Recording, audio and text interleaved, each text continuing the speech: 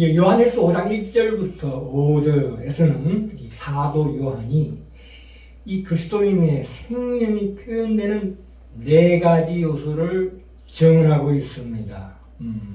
첫째로 하나님을 향하는 사랑과 그 믿음을 지니는 것이고, 그리고 형제를 사랑하는 것과 하나님의 계명들을 지키는 것입니다. 요한일서 5장 1절부터 5절까지 읽겠습니다. 예수께서 그리스도이심을 믿는 자마다 하나님께로서 난 자니 또한 내신 이를 사랑하는 자마다 그에게서 난 자를 사랑하느니라. 우리가 하나님을 사랑하고 그의 계명들을 지킬 때에 이로써 우리가 하나님의 자녀 사랑하는 줄을 아느니라. 하나님을 사랑하는 것은 이것이니 우리가 그의 계명들을 지키는 것이라. 그의 계명들은 무언 것이 아니로다. 대저 하나님께로서 난 자마다 세상을 이기느니라. 세상을 이김은 이것이니 우리의 믿음이니라. 예, 아멘 되십니다. 이 네 가지 네 요소는 그리스도인의 생명이 표현되는 것 중에 각 일부들입니다. 그리스도인의 생명이란 하나의 총체적 생명, 그러니까 그 유기체적이기 때문에 항상 이 네 가지가 함께 수반되어야 한다, 이런 뜻입니다. 그러니까 우리 속에 가진 그리스도의 사랑, 그 생명이 가지는 역동적인 운동력의 순환 운동으로 생각해야 한다는 것입니다. 자, 여기서 우리가 이 믿음에 대해서 잠깐 우리가 믿음이 무엇인가에 대해서 잠깐 짚고 넘어가야 되겠습니다. 이 믿음이라는 것은 처음에는 하나님으로부터 시작됩니다. 로마서에 by faith라고 해서 수동태예요. 철저하게 수동태입니다. 태어나지는 믿음, 거기에는 우리의 조건이 전혀 들어가지 않습니다. 창세기 15장 16장에서 아브라함의 믿음이라는 것이 실제로는 아직 크게 하나님을 기대하지 않고 있는데도 불구하고 로마서 4장 3절에서 여기심을 받는다는 것은 실제로 긴가민가 하는 그 믿음을 believe라고 얘기합니다. 그 창세기 15장 16장에 나오는 아브라함 믿음이 바로 그런 믿음입니다. 그러다가 긴 시간 속에서 하나님의 역사를 체험하고 나서 비로소 창세기 22장에 가서 우리가 이해하는, 우리가 흔히 얘기하는 트러스트라는 믿음으로 가는 것입니다. 그래서 아브라함이 이삭을 번제로 바칠 수 있는 그 믿음으로까지 가게 되는 거예요. 이 네 가지 요소가 서로 수반되어야 한다. 이런 깊은 것을 기억해야 합니다. 자, 이 사도 요한이 활용하는 그 원칙이 바로 이런 것이죠. 뭐냐면 우리는 때때로 이제 하나님의 사랑으로부터 출발할 수 있습니다. 그래서 형제 사랑으로 나아가다가 또 어떤 때는 형제 사랑으로부터 출발해서 하나님의 사랑으로에 도착하게 됩니다. 그런가 하면 우리가 이 계명들로부터 출발해서 형제 사랑과 하나님 사랑으로 나아가는 때도 있습니다. 그런데 그러니까 이 하나라도 없으면 그것은 더 이상 온전한 생명이 아니다, 이런 것입니다. 이 생명은 총체적인 유기체입니다. 그것 전부를 지니지 않으면 아무것도 지니지 않은 셈이 된다, 이런 뜻입니다. 그것이 그렇다고 해서 우리가 출발할 때부터 성숙한 단계에 도달한다는 것은 아닙니다. 우리가 태어난 아기라 할지라도 그 생명은 온전합니다. 팔다리 다. 성인이 되면 결국 온전해질 것에 대한 그 약속을 몸에 지니고 있다, 이런 뜻이죠. 우리는 태아 속에서도 완벽한 생명을 우리가 간파할 수 있습니다. 그 생명은 완전히 성숙된 성인에게서 총체적이듯이 태아에게서도 그러하다, 이 뜻입니다. 이 네 가지 요소는 서로 뗄래야 뗄 수 없는 관계에 있다는 것입니다. 자, 요한일서 5장 1절, 2절, 3절에 보시면 그의 계명들은 무거운 것이 아니로다. 그의 계명들은 무거운 것이 아니로다. 이 말씀이 요한복음 14장 15절에도 나오고 있습니다. 너희가 나를 사랑하면 나의 계명을 지키리라. 여기에서 이 계명이란 과연 무엇인가에 대해서 우리가 마태복음 11장으로 가봅시다. 마태복음 11장 25절부터 30절인데요. 마태복음 11장 25절부터 30절까지입니다. 25절. 천지의 주제이신 아버지여 이것을 지혜롭고 슬기 있는 자들에게는 숨기시고 어린 아이들에게는 나타내심을 감사하나이다. 이렇게 말씀하고 있습니다.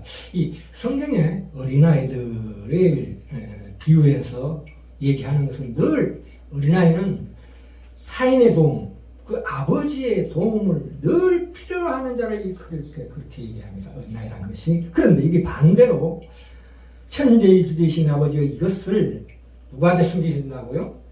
지혜롭고 슬기 있는 자들에게. 지혜롭고 슬기 있는 자들이라는 것이 말하자면 이런 차원에서 이런 일들을 하나님의 은혜로 받으려고 하지 않고 스스로 만들려고 하는 자들을 일컬어 수고하고 무거운 짐진 자들아 라는 속에 담긴 뜻이 그것입니다. 이 23절에 보면 자, 그 2절 23절에 보시면 가버나움아 네가 하늘에까지 높아지겠느냐 음부에까지 낮아지리라 하는 이런 표현은 이사야서 14장을 인용하고 있는데요. 이사야서 14장 12절부터 15절의 요절이 너 아침의 아들 계명성이여 어찌 그리 하늘에서 떨어졌으며 너 열국에 얻은 자여 어찌 그리 땅에 찍혔는고 지극히 높은 자의 비리라 하도다. 그 사람이 그러나 이제 네가 음부 곧 구덩이에 맨 밑에 빠치우리로다. 이렇게 말씀하는 것과 23절에 가버나움아 내가 하늘에까지 높아지겠느냐 가장 높은 구름에 올라 지극히 높은 자와 비리라 하는 이 교만한 마음 그것을 빗대어 이 가버나움의 불신앙을 빗대어 꾸중하고 있습니다. 이런 자들이 바로 수고하고 무거운 짐진 자라 어린아이와 같지 않은 자라고 꾸중하고 있는 것입니다. 이 어린아이와 같지 않은 자와 지혜롭고 슬기 있는 자들을 대비하고 있습니다. 어린아이는 보통 부모를 통해서 모든 필요를 얻습니다. 그러나 이 범죄한 인간들, 그러니까 아침의 아들 계명성이라는 것은 우리가 보통 루시퍼나 사탄을 표현할 때 쓰는 단어인데요. 그러나 여기서는 그렇게 멀리 가지 마시고 이 이중적인 내용을 포함하고 내포하고 있습니다. 계명성이라는 것은 이 아침의 아들 계명성은 사실은 바벨론 왕입니다. 여기서 봤을 때 이 바벨론 왕이 근동 국가들의 맹주죠. 그러니까 이스라엘마저도 포로로 잡아갔습니다. 그래서 그 왕이 이제 교만해질 수밖에 없는 것을 비유하는 내용입니다. 그러니까 이 범죄한 인간들은 자기가 자기의 주인이 되어 자신의 필요한 것을 자기가 다 만들 수 있으리라고 생각하는 것들. 그래서 그것을 영적으로 교만한 자요. 바로 우리가 그토록 잘 아는 수고하고 무거운 짐진자들이라는 극단적인 표현이 여기 마태복음 11장에 나오고 있습니다. 다시 한번 정리합니다. 영적으로 교만한 자, 수고하고 무거운 짐진자라는 것은 첫 번째는 불신자를 의미하고 또 하나 가장 중요한 것이 뭐냐면 예수를 믿고 난 후에도 불구하고 끊임없이 자기가 자기 자신의 본인이 필요한 것을 본인이 스스로 만들어가려고 발버둥치는 참 덜익은 신자들을 향해서 하시는 말씀입니다. 안식을 얻지 못하고 하나님 안에서 죄의 종이 되는 것을 경계하는 말씀이십니다. 인간은 사람이 제일 갈급해하는 것이 무엇입니까? 그 마음의 만족입니다. 그래서 행복, 보람, 평화 이런 것들이죠. 그러니까 사람들이 그 마음의 안심과 만족을 구하고 있다 이겁니다. 그것은 하나님 안에 있는 건데 왜 외부에서 찾느냐? 하나님 안에 들어오라 이런 뜻입니다. 인간은 하나님의 형상을 따라 만들어서 물질이나 저급한 거로는 그 내용을 결코 채울 수 없고 그 부속품을 만들 수가 없다 이런 뜻입니다.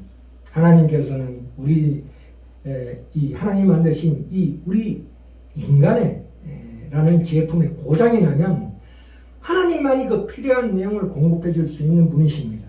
우리가 그럼으로써 우리가 필요한 모든 마음의 안심과 평안과 사랑과 모든 것들을 스스로 만들려고 하지 말고 이제 하나님 앞으로 가지고 나와야 한다 이겁니다. 그런데 여기서 중요한 것은 29절에 뭐라고 나옵니까? 29절에 나는 마음이 온유하고 겸손하니 나의 멍에를 메고 내게 배우라. 이 멍에가 나옵니다.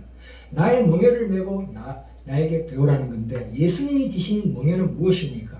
이 멍에라는 것은 기본적으로 가축을 제어할 때 쓰는 도구입니다. 소목에다가 나무로 이렇게 멍에를 매지요. 성경이 씌어지던 이 당시 1세기경에 이 멍에라는 것은 가축을 제어하는 것뿐만 아니라 가장 더 중요한 내용이 뭐냐면 어떤 규범 아래서 받는 교육을 의미합니다. 그러니까 어떤 규칙과 제한된 어떤 조건이 없이 받는 교육은 없어요. 내가 만약에 권투를 잘하려고 한다면 반드시 체중 조절을 해야 되는 것과 똑같죠. 또 잘 달리려면 뭐 담배나 이런 것을 반드시 끊어야 합니다. 그것이 바로 멍에예요. 그것이 기본적이고 근본적인 하나님의 성품, 그 진리로 나아가는 참으로 좋은 멍에예요. 그 멍에를 매라는 것이죠. 물론 그것이 조건은 아닙니다. 근본적으로 다른 방향과 내용을 가진다는 뜻에서 조건입니다. 그것은 하나님 안에 돌아와라 하는 것이 그것이 멍에다.